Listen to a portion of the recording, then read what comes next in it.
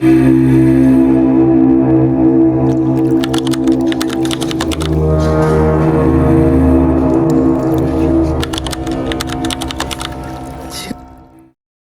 need you to understand something before I tell you this. I am not mad. I know that is exactly what a mad person would say. I understand that. But I need you to hear me out, because what I am about to tell you happened exactly as I describe it, and every detail is burned into my memory with a clarity that no amount of time has been able to soften. I lived with an old man. I will not tell you his name. I will not tell you where we lived. What I will tell you is that he was kind to me. He had been kind to me for years. He gave me a place to sleep and food to eat and asked very little in return. I did not hate him. I want to make that absolutely clear. I did not hate the old man. Not his voice, not his habits, not a single thing about him. Except one. His eye. His left eye was pale, clouded over. The kind of eye that has lost its focus on this world and seems to be looking at something just behind it. When he turned that eye on me, I felt something move through me that I cannot name. Something cold. Something ancient. A low sound. Regular. Rhythmic. Like the ticking of a clock wrapped in cloth. Like something muffled and insistent and growing. His heartbeat. I know that is not possible. I know that a human heartbeat cannot be heard across a room. I know that. I am telling you what I heard.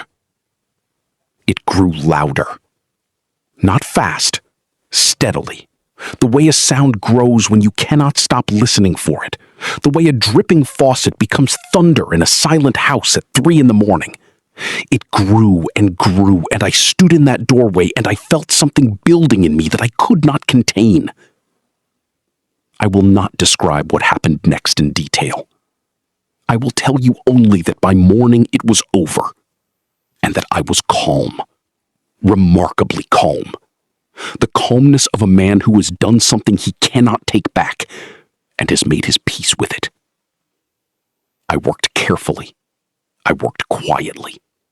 I worked for a long time. By the time the sun came up, there was nothing to find, nothing to see. The room was as it always was. When the police arrived, I let them in without hesitation. A neighbor had heard a sound in the night. They were asking questions, routine questions. I answered them all. I showed them the room. I sat with them. I offered them chairs. We talked for a long time. And then I began to hear it again. Low, muffled, regular, growing. I thought at first it was my own heartbeat. I thought at first it was nerves. I thought at first it was the pipes in the walls or the settling of the house in the morning cold. But it grew louder and louder. The officers were still talking, still asking their questions, still looking at me with the polite attention of men doing a routine job. Could they not hear it? Louder. I shifted in my chair. I began to talk faster. I began to talk about anything, about the weather, about the neighborhood, about anything that might fill the room with enough sound to cover what only I could hear. Louder. It was directly beneath us. Directly beneath my chair. The officers watched me with expressions that were still polite, but had become slightly careful. The way a person's expression becomes careful when they begin to see something they did not expect to see. I could not stand it any longer. I told them everything. And in the silence that followed my confession, the sound stopped. Just like that. Gone. I have spent a long time thinking about what that means. I have come to no conclusion. I am not mad. There is a condition that some people are born with, and some people develop, and some people carry without ever knowing it has a name. A kind of death that is not death. The body shuts down. The breathing slows until it cannot be detected. The pulse drops until it cannot be found. The warmth leaves the skin. And the person lies completely still and completely aware inside a body that has stopped responding to the world. I have this condition. I have had it since I was a young man. I have woken from it in my bed. I have woken from it in a chair. I have woken from it on the floor of a room I did not remember entering. Each time the waking is the same. A slow gathering of awareness. A darkness first. Then sensation returning to the fingers. Then the weight of the body becoming real again.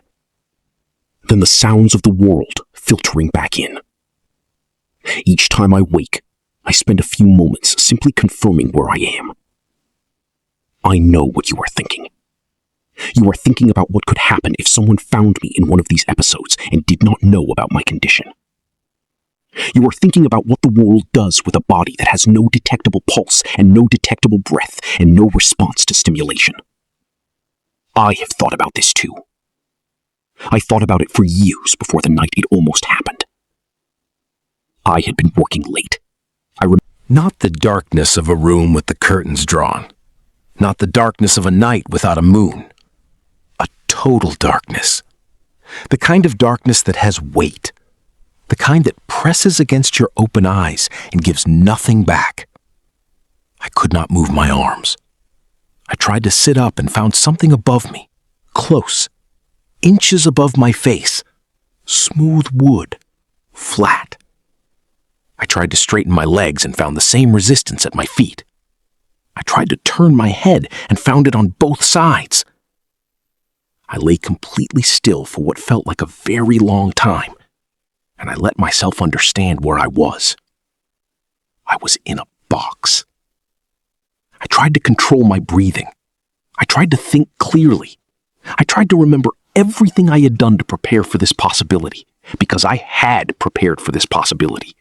I had spoken to people. I had made arrangements. I had left specific instructions about what to do if I was found in one of my episodes.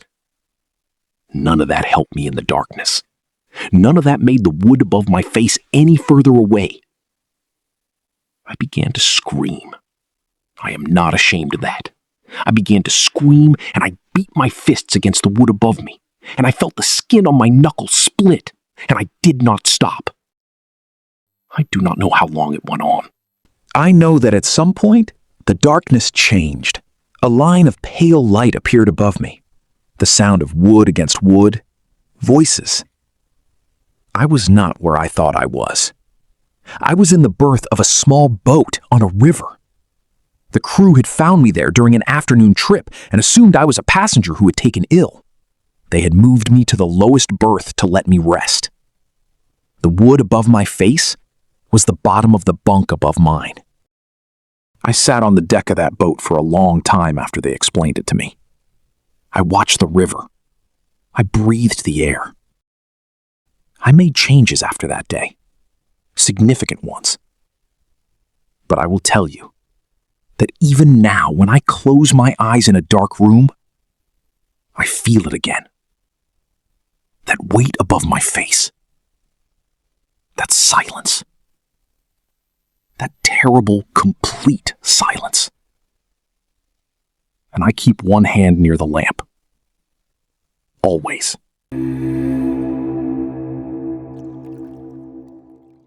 There was a disease.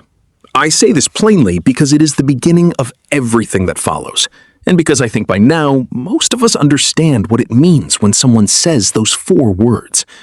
There was a disease, and it was moving through the countryside, and it was moving fast, and it was not distinguishing between the powerful and the powerless in the way that powerful people always hope a disease will distinguish. A prince, I will call him that because it is close enough to what he was, decided that the disease would not touch him or the people he chose to bring with him. He had a residence, large, old, built for exactly the kind of isolation he had in mind. He brought with him 1,000 people. He chose them carefully.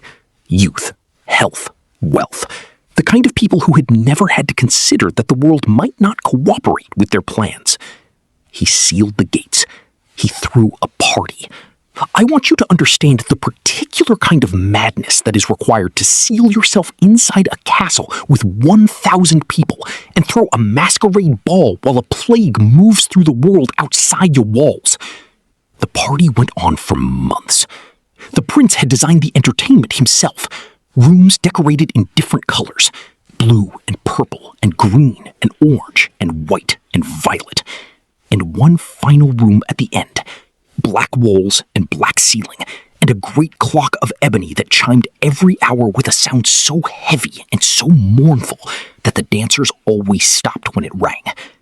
Every hour, without fail, the music would stop, and the laughter would stop, and everyone would stand still for the duration of the chime, and then slowly begin again. No one could explain why they stopped. No one ever seemed to choose to stop. It simply happened. Every hour, the clock chimed and the room went still.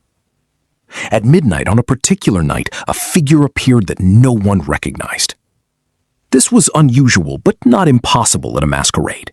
People arrived in costumes. People hid their faces. That was the nature of the event. What was unusual about this figure was the costume. It was tall, thin, dressed in the burial clothes of a corpse.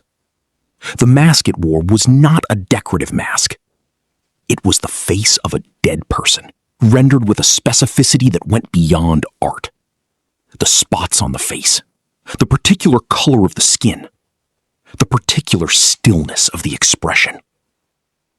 It was dressed as the disease. As the specific disease that was killing the world outside the sealed gates.